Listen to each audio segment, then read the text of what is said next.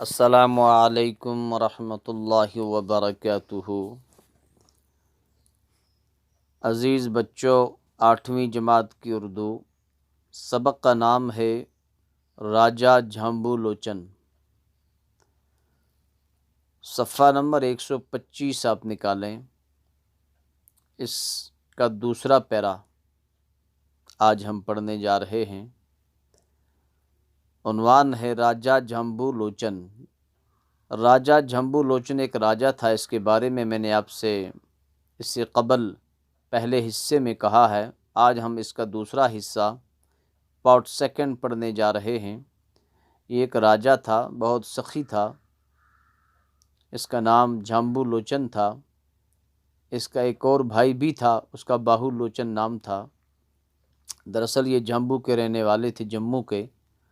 اس نے اپنے نام پر ایک شہر آباد کیا تھا، جہاں اس نے شیر اور بکری کو اکٹھے پانی پیتے ہوئے دیکھا تھا۔ اس کے دل میں ہمدردی کا جذبہ پیدا ہوا اور یہ شکاری آدمی تھا، اس نے شکار کرنا چھوڑ دیا۔ راجہ جھامبو لوچن شکار کرتا تھا، تو شکار کرتے کرتے اس تالاب کے پاس پہنچا۔ وہاں شیر اور بکری کو اکٹھے پانی پیتے ہوئے دیکھ کر اس کے دل میں ہمدردی کا جذبہ پیدا ہوا اور اس نے شکار کرنا چھوڑ دیا۔ تو جہاں پر اس نے اس بکری اور شیر کو پانی پیتے ہوئے دیکھا تھا، وہاں پر اس نے ایک شہر آباد کیا۔ اس شہر کا نام اس نے جھامبو رکھا۔ رفتہ رفتہ، آہستہ آہستہ وہ شہر جموں کے نام سے مشہور ہو گیا، جس کو آج پوری دنیا جموں و کشمیر کے نام سے جانتی ہے۔ یہ کشمیر صوبہ ہے، وہ جموں صوبہ ہے۔ تو عزیز بچوں، ہم نے یہاں تک پڑھا ہے۔ آج ہم اس سے آگے پڑھنے جا رہے ہیں دوسرا حصہ۔ راجہ جھامبو لوچن کو ادب سے بڑا شغف تھا۔ راجہ جھامبو لوچن کو ادب سے بڑا شغف تھا، یہ ادیب بھی تھے۔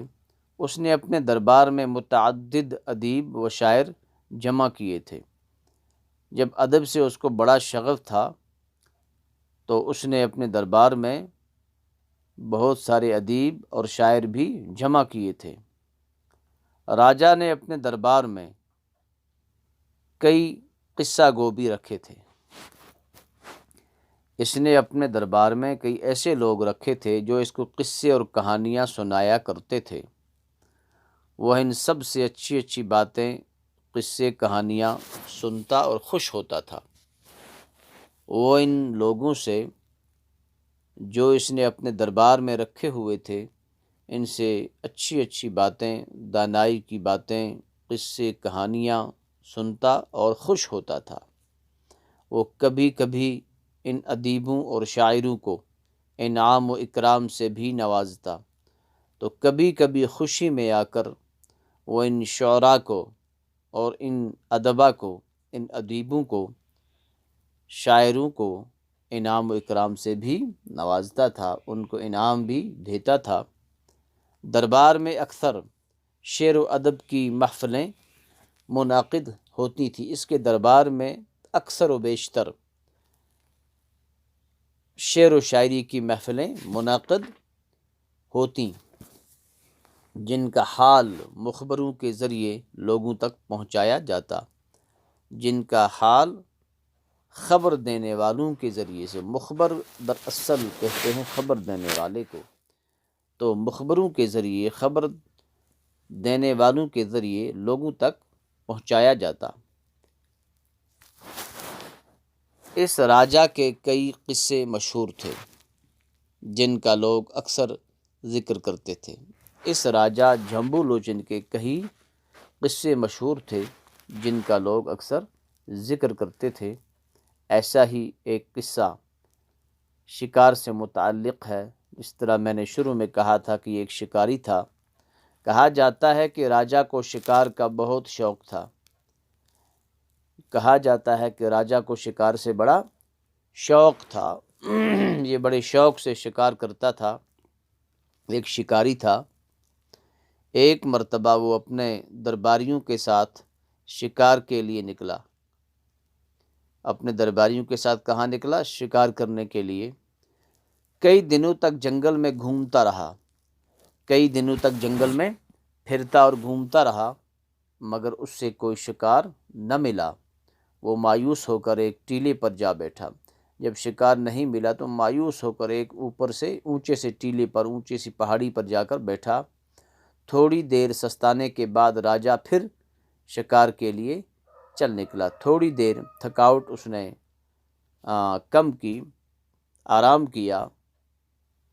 اس کے بعد راجا دوبارہ شکار کے لیے نکلا۔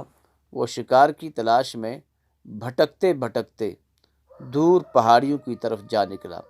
شکار کی تلاش میں وہ بھٹکتے بھٹکتے، یعنی کہ راستہ کھو بیٹھا، وہ بھٹک گیا راستے سے اور دور جا کر ایک پہاڑ پر جا نکلا۔ اچانک اس سے ایک تالاب نظر آیا، جو میں شروع میں آپ سے کہہ رہا تھا۔ اس نے تالاب کے قریب جا کر دیکھا کہ ایک شیر اور ایک بکری اکٹھے تالاب سے پانی پی رہے ہیں۔ تالاب کے قریب جا کر جو ہی وہ گیا، وہاں دیکھا ایک شیر اور بکری اکٹھے اس تالاب پر پانی پی رہے ہیں۔ یہ منظر دیکھ کر راجا حیران رہ گیا اور سوچنے لگا کہ شیر جو بکری کو کھا جاتا ہے، کتنے پیار سے بکری کے ساتھ پانی پی رہا ہے۔ اس منظر کو اس نے دیکھا اور حیران ہو گیا اور اپنے دل ہی دل میں سوچنے لگا کہ شیر کا کام ہے بکری کو کھانا، لیکن کتنی بڑی پیار و محبت کے ساتھ یہ ایک جگہ پانی پی رہے ہیں۔ اس کے دل میں ہمدردی اور رحم کے جذبات نے جوش مارا۔ اس کے دل میں ہمدردی اور رحم کے جذبات آ گئے، رحم کے جذبات نے جوش مارا اور اس نے ہمیشہ کے لیے شکار کرنا ترک کر دیا کہ میں شکاری آدمی ہوں، میں جانوروں کی جان لیتا ہوں، یہاں پر شیر اور بکری اکٹھے پانی پی رہے ہیں۔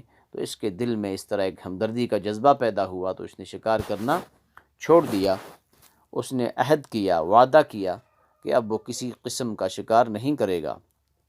راجا نے جس مقام پر شیر اور بکری کو ایک ساتھ پانی پیتے دیکھا، اس راجا نے، جھامبو لوچن نے جس جگہ پر شیر اور بکری کو اکٹھے پانی پیتے ہوئے دیکھا، وہاں ایک خوبصورت شہر بسایا، وہاں اس نے ایک خوبصورت شہر آباد کیا اور اپنے نام پر اس شہر کا نام جھامبو رکھا۔ اس کا نام بھی جھامبو لوچن تھا، شہر کا نام بھی جھامبو رکھا، جو رفتہ رفتہ آہستہ آہستہ جموں کے نام سے مشہور ہوا۔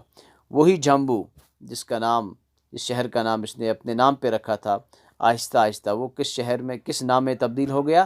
جھامبو کے نام سے تبدیل ہو گیا، جھامبو کے نام سے مشہور ہو گیا۔ راجا جھامبو لوچن نے اس شہر میں کئی مندر بھی بنوائے۔ اس نے اس شہر میں کئی مندر بنوائے، بہت سارے مندر وہاں پر اس وقت بھی موجود ہیں۔ اسی زمانے سے یہ شہر مندروں کا شہر کہلانے لگا۔ تو اس زمانے سے یہ شہر مندروں کا شہر کہلانے لگا۔ ابتدا میں یہ چھوٹا سا شہر تھا، شروع میں یہ چھوٹا سا شہر تھا، آبادی کم تھی، بازار بھی کم تھے۔ آج جموں دیکھو تو بے شمار آبادی، ہر کسی قسم کی چیز وہاں میسر، بہت بڑا شہر بن چکا ہے۔ تو عزیز بچوں، آج کا سبق اتنا ہی ہے، کل پھر ملتے ہیں۔ کل تک کے لیے السلام علیکم ورحمۃ اللہ وبرکاتہ۔